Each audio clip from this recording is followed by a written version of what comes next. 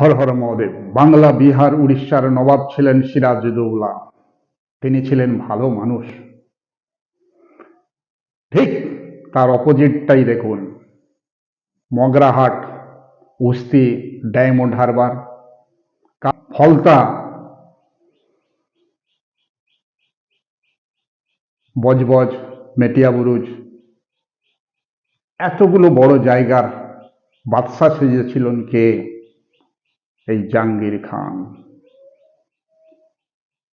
এত সাহসী, বলছে আমি ভয়ও পাই না, ডরাই না কারোর দেখে, আর পিছু হটি না। কিন্তু দেখা গেল কি, পুষ্পা ফুস। কেন ভাই? তুমি ভেবেছিলে দাদা অভিষেক? কই, হাজার ফোন করো না, এক ডাকে অভিষেক, আপনার কথায় আর সাড়া দেবে না। অভিষেক ফুস। এক ডাকে মুখ্যমন্ত্রী করো, নেই। ফোন করে করে যখন তুমি দেখলে দাদা ফুস, দিদি ফুস, কেন আমি পড়ে থাকি, আমিও বলি ভুস। আমি আর দাঁড়াচ্ছি না। রেহাই নেই। তুমি অনেক বিধবা থান পাঠিয়েছো বন্ধু।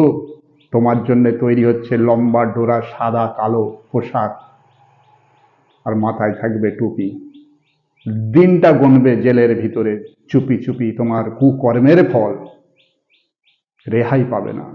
আর এখনো সময় আছে, নিচু তালার যারা এই তৃণমূল দলটা করেছে বা করছে, নেতৃত্ব দিচ্ছে, যারা অনেকে পলাতক, তাদেরকেও বলছি, এই দাদার দিকে শিখে নাও। দাদাও রেহাই পাচ্ছে না, আর তোমাদেরও তো রেহাই হবে বলে মনে হয় না। কেউ যদি এই বদমাইশিটা করো, যে দলাই করো, তাদের দুর্দশাটা এই রকমই হবে।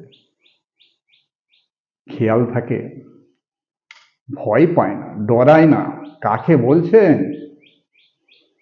আর নিজে পিছু হটছ। ভাগ্য কেমন বুঝেছ? ভালো হয়ে না চললে তাদের জীবনটা এইরকম হবে।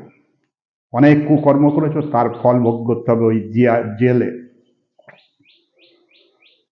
আর তিহার জেলে যদি পাঠায় তাহলে উত্তম, একদম মানুষ হয়ে যাবে।